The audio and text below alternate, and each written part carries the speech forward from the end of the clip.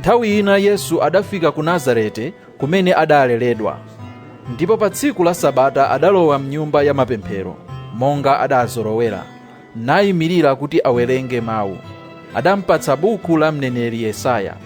Tsono iye adafutukula bukulo, napeza pamene padalembedwa kuti, Mzimu wachauta wadzaza mwa ine, wandidzoza kuti ndikalalikire amphawi uthenga wabwino, wandituma kuti ndikalengeze kwa am'ndende kuti adzamasulidwa, ndi kwa akhungu kuti adzapenyanso, wandituma kuti ndikawapatse ufulu anthu osautsidwa, ndi kukalalika za nthawi imene Ambuye adzapulumutsa anthu awo.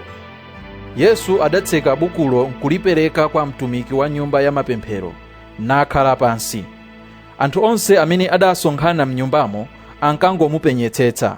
Tsono Yesu adawawuza kuti, Lero zachitikadi zimene adaneneratu malembo amene mwamvawa.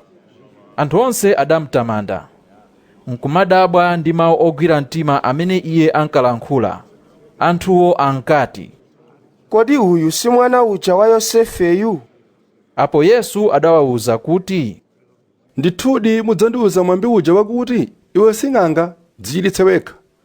Mudzatinso, tidamva zimene mudachita ku Kaperenawo, tsono muchitenso zomwezo kwanu kuno. Adawawuzanso kuti, Ndithu ndikunenetsa kuti palibe mneneri amene amalandiridwa bwino kumudzi kwawo. Kunena zoona, paja panali azimayi amasiye ambiri pakati pa Israeli pa nthawi ya mneneri Eliya, pamene mvula sidagwe zaka zitatu ndi miyezi 6, kotero kuti munali njala yayikulu m'dziko lonse.